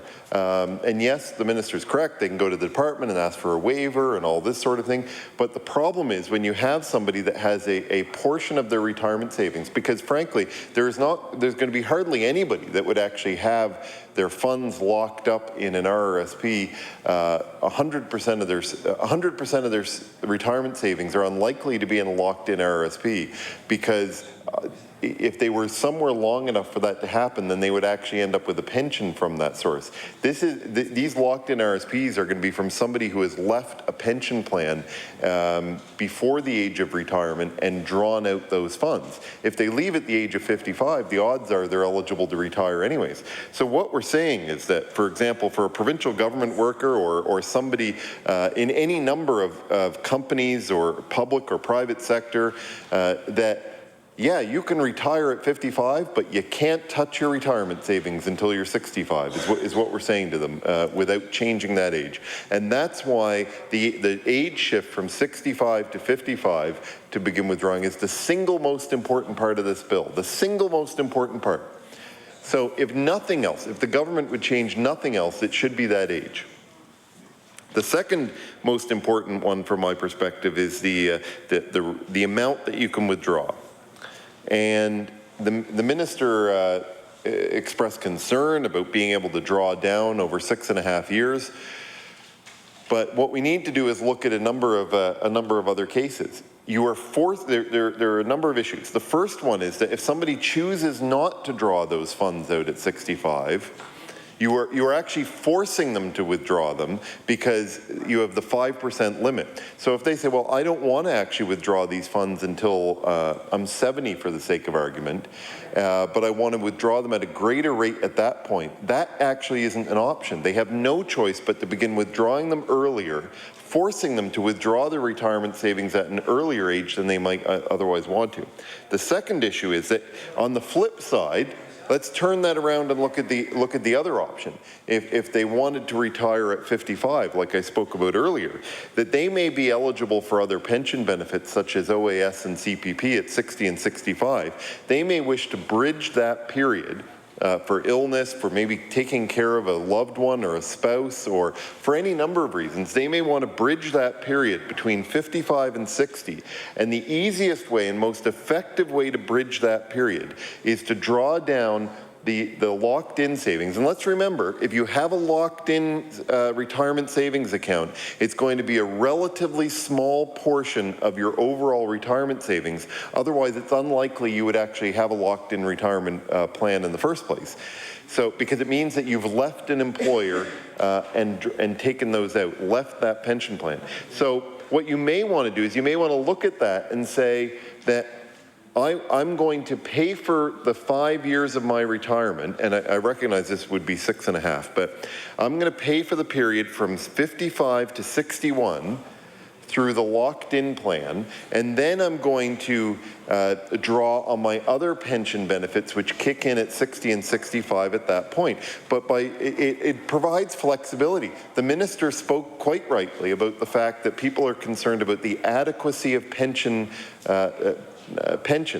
There is no pension option between 55 and 60 because everything else kicks in from 60 to 65. And so if somebody chooses to leave wherever they are, the fact that you would now have the flexibility of having an option to use what might be only a very small locked-in RSP and draw down that 15%, to bridge that 55 to 60 gap actually solves that problem of the adequacy of pension benefits for the group between 50 and 60.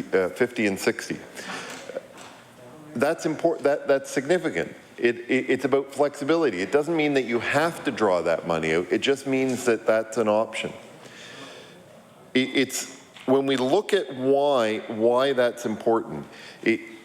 It's all about having flexibility with your own pension benefits, and that a locked-in RRSP needs to be treated similar to other pension options.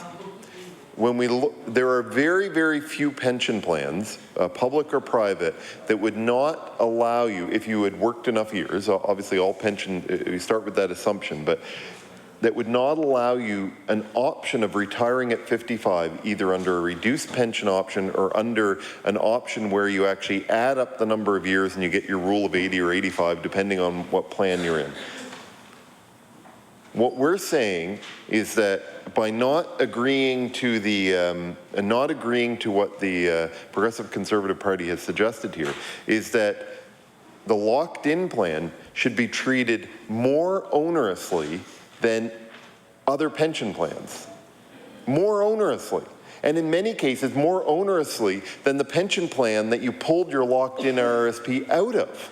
Many of the plans that, if you were working somewhere for 10 years and you pulled this locked-in, you left that employment and you pulled out your retirement contributions, the pension contributions and your employer's pension contributions and the interest, and you created this locked-in pension plan, there's a very good chance that when it was in the pension plan, you actually had the option of either a full or early retirement at 55 under that plan. And so what you're saying is you're pulling that money out, putting it into a locked-in RRSP, and yet you no longer have that option. You're actually taking options away from people by not doing this.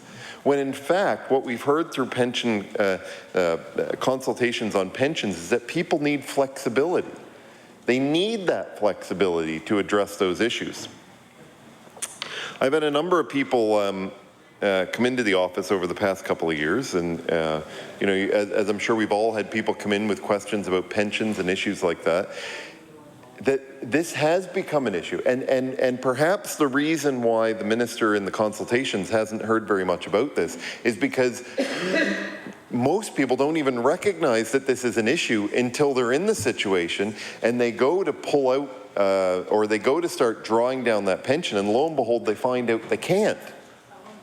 That they can't do it at 55, that they have to wait to 65, that they can't draw out any greater than 5%. Even if, imagine if you had a locked-in pension amount of only like $10,000 or $20,000. Can you imagine drawing that out at 5% a year? It doesn't make any sense. And so it makes absolutely no sense that we would have more restrictive rules around pension plans around the locked-in retirement plan than we did in the original pension plan.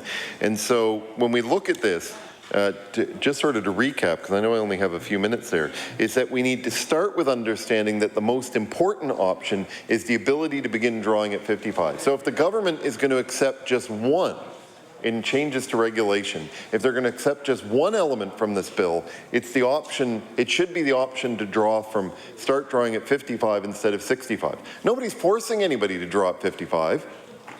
If you don't want to draw until 70, then don't draw until 70. Nobody's going to force you to do it. The second most important part of this bill is changing it from 5% to 15%. And that we can't, you should not assume that 100% of somebody's retirement savings are in a locked-in RSP, because I can't think of a single case where that would be in existence, because you would only have a locked-in RSP if you've drawn out your pension after leaving somewhere else that had a pension plan, and you would only do that if you didn't have enough in there to qualify for a substantial pension. So you were somewhere for 7 or 10 years and moved on to another job, and you said, fine, I'm not going to get a good enough pension there, so I'll put it in the locked-in RSP. So we're not talking about 100% of someone's retirement savings.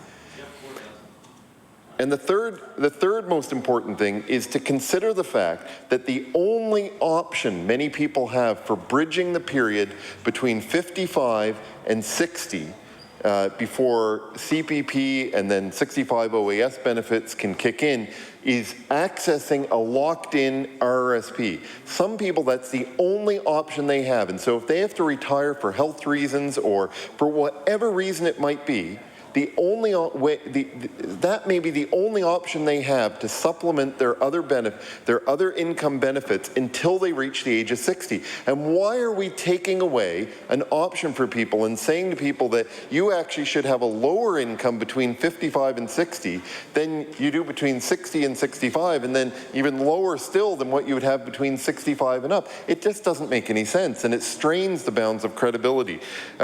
So, Madam Speaker, I would encourage the Minister to at least begin looking at some of these options and consider why this wouldn't have come up in some of the consultations, because I think it's really that people don't realize this is a problem until they hit that issue, and so it's not on the front of everybody's consideration. Thank you very much, Madam Speaker.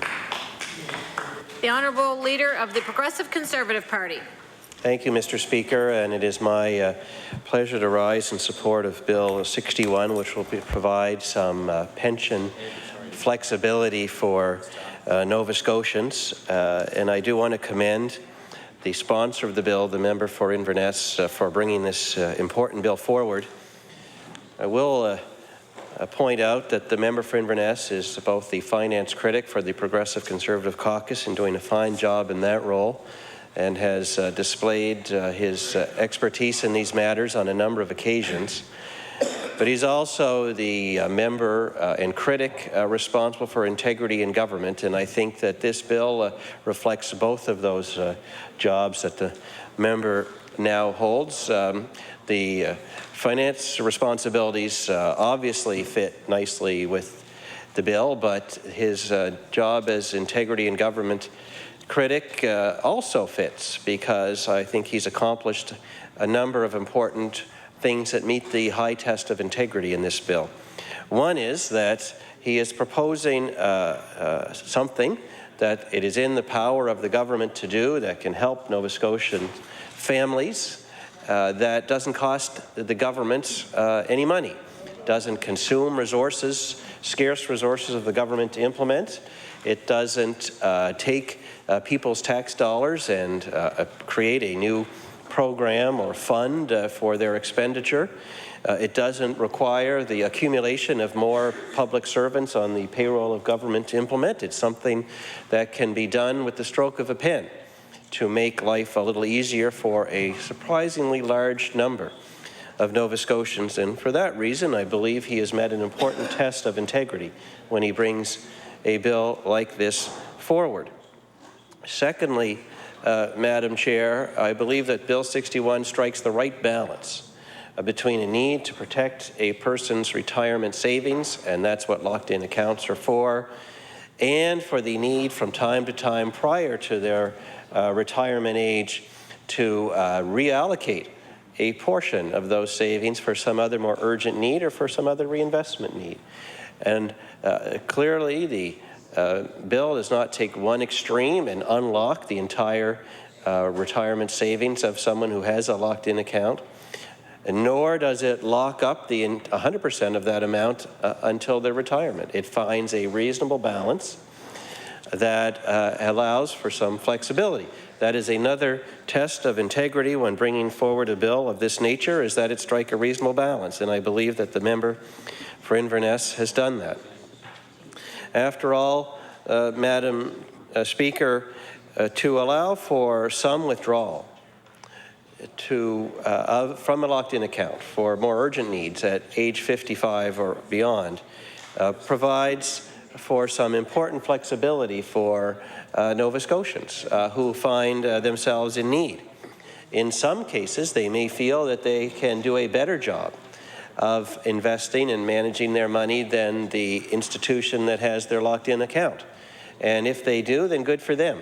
After all, it is their money. And it has been proven time and time again that the best investor is the person who has the most at stake, and that usually is the person whose money is being invested, and I think the bill recognizes that. There's an old investment saying that you shouldn't keep all your eggs in one basket, and this bill allows for informed investor Nova Scotians to benefit in a small way from the reduced risk and from the increased potential returns that can be had from investing your assets in more than one place.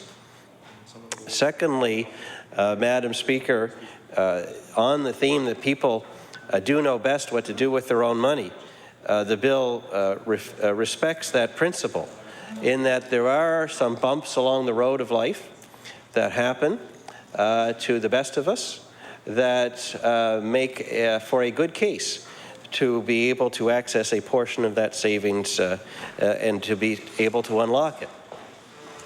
I'll tell you, Madam Speaker, that when the member for Inverness explained the points or the principle of his bill to me when we first discussed it, my first reaction was, you know, I have someone in my riding in that exact situation. And in fact, I do. And there are many. And I'm sure that in every single constituency that's represented in this House, there are Nova Scotian families who find themselves in a situation where they could really use a bill like Bill 61. In the case of the individual in my constituency, they are 55 years old, married with a family, have lost their job, and the pension benefits that accrued to them were placed in a locked-in account. This all happened just in the last year. At the same time, this individual has a daughter who has been accepted at a very specialized school to pursue the education that she has chosen, aimed towards a special career that she wishes to pursue. And because of the job loss, the tuition, which in this case is quite high because it's a specialized school, needs to be paid. And the only way that this family could make that tuition payment is if they can get access to a small portion of their locked-in retirement account. Now, Madam Speaker, I hope there wouldn't be too many members in this House that would argue that an investment in your child's education is anything other than that, an important investment for that family to make. And this is their last option. They have for the benefit of members who are skeptical, they have gone to their banks and looked for financing, and obviously, given the job loss situation, have been declined. But this young woman graduated from high school, wanting to make her way in the world, wanting to reach as high as she can reach, needs that tuition to be paid, and that same family has a pretty substantial locked-in retirement account because this individual, the father in this case, worked for his employer for 23 years and built up a fair pension benefit as a result. And so that person obviously would ask, what would be wrong with being able to take a small part of that benefit and apply it to my own daughter's education? And I can't think of a better argument in favor of Bill 61 than that example, because surely all of us in this House should be able to say in a resounding way, yes, a way should be found for you to be able to take a small portion of your locked-in retirement account and invest it in something else besides the money market funds or whatever investment your financial institution that holds that account in trust for you has invested it in. And one of the highest returns you could possibly find is your own daughter's education. And she should not be denied that because of a paper rule that can so easily be changed at the stroke of a pen by their provincial government if they pass Bill 61. This is for them, Madam Speaker. But we can also imagine a situation where a family in the same circumstance needs to make an urgent and important repair to their own home, perhaps a new roof or a new furnace or a flooding damage, which can happen to any of us. And if you don't have the funds at hand to make those repairs, you are in a real hardship position. And so it would be very frustrating to have just out of arm's reach a pile of money in your name that you can't access, even a small part of it, for that repair. And Madam Speaker, some people would say, well, that's a current expenditure of money, and that's why we lock it away, so you're not tempted to go at it. How condescending is that to Nova Scotians in that situation? That is the problem with the current rules, the way they're set up. It's a government knows best, do what you're told, nanny state situation. And when you think about it, repairing your furnace or your basement because of a flood or your roof because of a leak isn't really an expense at all. It is an investment in your house. And for virtually all Nova Scotians, for the vast majority of Nova Scotians, their home is their largest asset. And when you invest in it, you are not really spending money, you are reallocating your pension investment to your home investment. And with house prices the way they are, a home investment's been a pretty good investment. And a home with a leaky roof or a bad furnace or a flooded basement is worth a lot less than a home that's been repaired. So really, we've done nothing to the financial benefit of that family if we insist that they leave their locked-in account completely locked in and away from that family. Madam Speaker, those are two examples. One very real, one that we can only imagine how many times it occurs in our province. But it wouldn't take a lot of imagination to think of thousands of examples of where Bill 61 would make a real difference in the current lives of many Nova Scotia families. And that's why I support it. It is both a bill that can make a difference that costs the government nothing in dollars or resources. It is a bill that strikes a reasonable balance between the need to protect retirement savings and those occasions when flexibility is required. And it meets that high test of integrity and finance that I articulated earlier. I also say, Madam Speaker, that one can only imagine how much better off we'd be as a province if some of the earlier calls to include financial literacy as a curriculum item in our schools were heard and implemented, along with Bill 61, to give Nova Scotians all the tools they need to make the best financial decisions they can and then give them access to their own financial resources to make those decisions with. This is the kind of Nova Scotia that we want, where every family has all they need in education and training and numeracy and literacy and financial literacy specifically in this case, and access to their own money to make their own best decisions for themselves and for their children. That is what we all want. One can only imagine what the government would hear as advice if they were to have an organization like voluntary planning to refer this concept to, because they'd get the collective wisdom of volunteer Nova Scotians, whether they're small business people or financial experts, or a sample of those very families who face these kinds of hardships. Unfortunately, we don't have voluntary planning anymore to refer an item like this to, so it falls to the members of this House and Bill 61 to do the right thing, to find a way to make it easier for families to cope with those ups and downs that inevitably arise in the journey of life, to help people like my constituents who right now is struggling with this very issue of how to pay for his daughter's education, something that we would all agree she deserves. And we can imagine how enriched her community will be when she comes back, having received that higher education, able to not only support herself and earn a higher standard of living than she would without that education, but also to contribute to the cultural and to the sporting life and to the volunteer life of her community. This is how we build wealth. This is the lesson that I hope the government eventually learns, that by giving people these tools, by giving them flexibility, by allowing those with the greatest interest in how to invest and spend their own money the flexibility to do that, that we actually build wealth for individual families and for our communities. Bill 61 aims to that high purpose. It meets that high standard of integrity. And with those brief remarks, Mr. Speaker, I encourage all members to support Bill 61, and I will take my place. The Honourable, the House Leader for the Progressive Conservative Party. Well, thank you very much, Mr. Speaker. Pleasure to see you in the chair. All I can say is thank everybody for a wonderful opposition day, and say that's our business for the day, and I pass it off to the Government House Leader. The Honourable, the Government House Leader. Thank you, Mr. Speaker. Mr. Speaker, wish you to now rise to meet the hours tomorrow from noon to 10 p.m.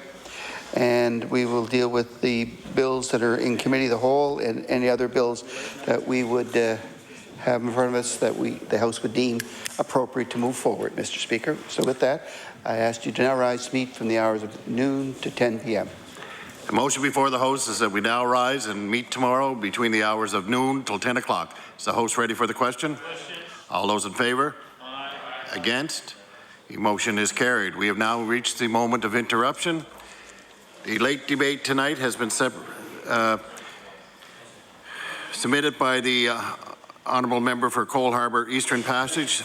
Therefore, be resolved that the House recognize and applaud this government's many initiatives aimed at supporting those in our society in the greatest need.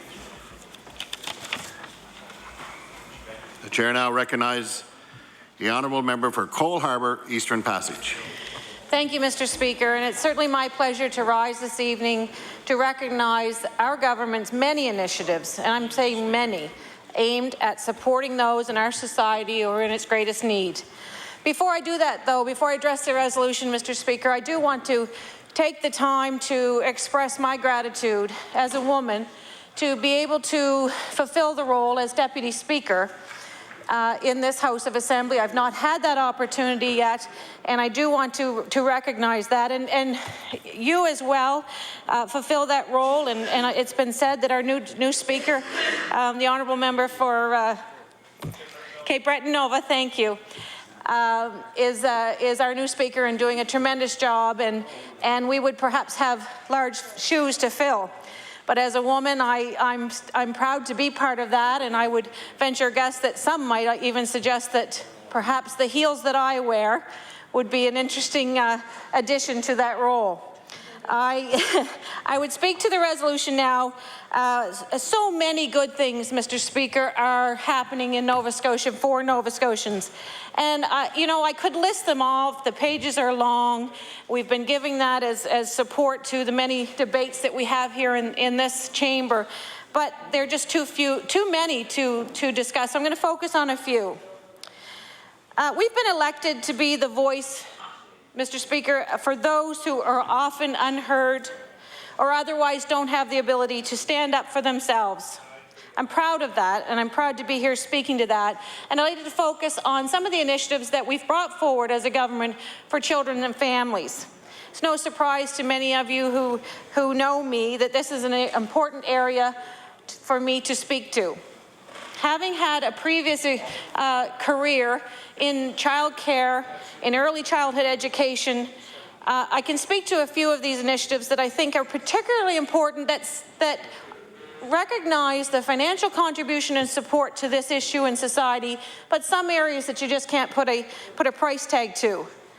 I'm pleased to be part of a government who is helping people provide for their families when they're working and to give them a place to have their children be cared for, while knowing that their young child is safe in a nurturing childcare environment.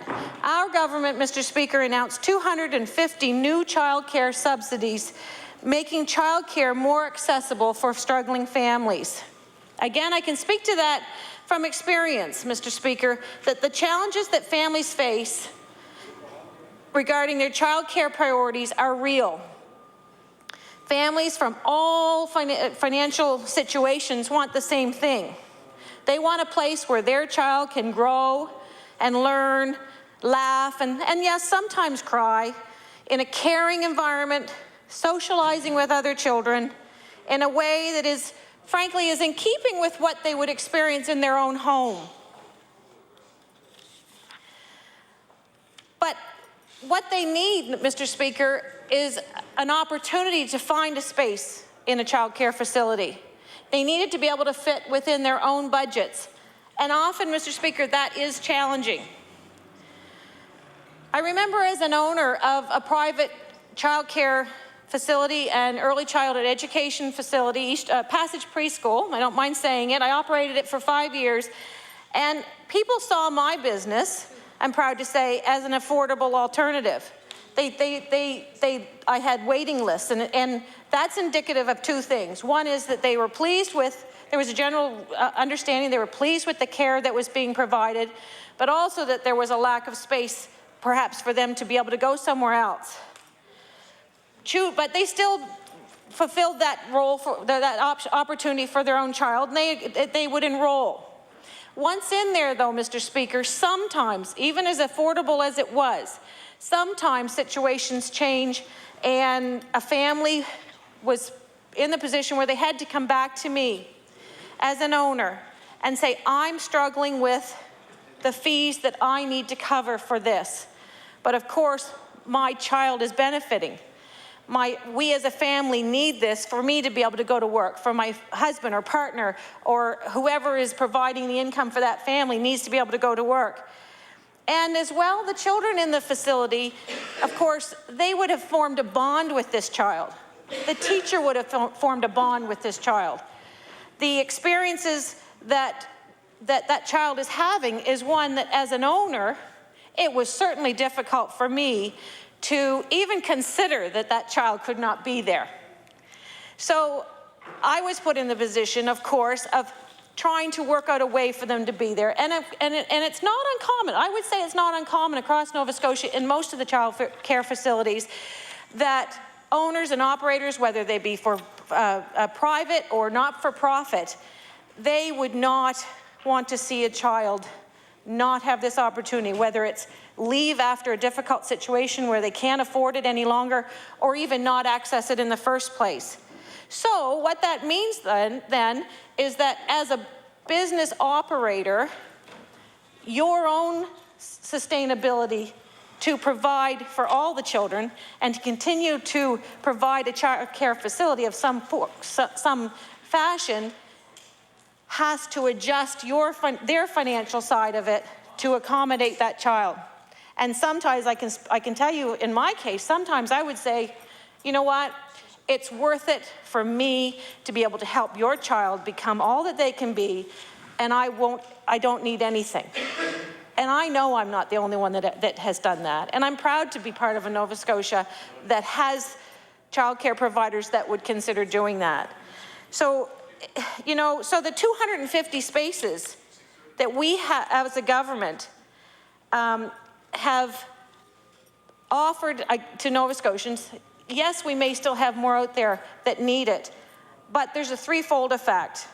It's offering affordable childcare spaces, it's offering more families the opportunity to have quality childcare, and more successful childcare businesses, Mr. Speaker. And I'm very, very proud that we as a government have taken that step. Another government initiative, Mr. Speaker, that I can speak to is the changes to cohabitation policies within income assistance. Mr. Speaker, to enable families to form stable relationships without losing support. I can't imagine anyone in this chamber would argue the benefits to that. I have families in my own riding, Mr. Speaker, that would benefit directly from it. There's no doubt all members do. Families in Nova Scotia, they all want healthy, supportive environments for their children to be raised in.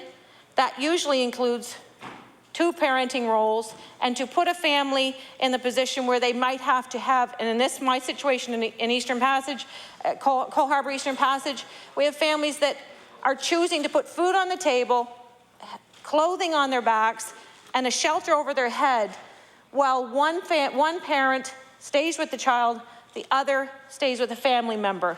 And that's a shame. And this is the kind of significant change that we've offered these families, and that's a tremendous thing. The initiative around shelter benefits for income assistants who will no longer be reduced when their young people turn 19 and go off to university or college. I can't think of a better initiative to hear about when we talk about educating our young people in communities and to move them into a place in the next stage in their life with the comfort of knowing that even though they're in a difficult situation where they're requiring income assistance, they can still give that young person the support, the nurturing, the home atmosphere that every young person needs going to university. And if the choice is to live at home, these families are not disadvantaged by that change. And you know, we can't always put dollar values to that. That I have young men in my life, my boys, who are at that stage, and I can't imagine not being able to provide that for them and yet be disadvantaged at the end of the day for them, because they do rely on coming home, being able to offload their concerns, their stress, be able to have a home-cooked meal, and all families want to provide that. So, Mr. Speaker, these are just a few things that we are doing. I'm proud to be part of that, and I thank you very much for hearing me tonight. Thank you. Thank you very much. The chair now recognizes the honourable member for Yarmouth. Thank you, Mr. Chair. And it's a pleasure to take my place here and discuss this motion that's been brought forward. I do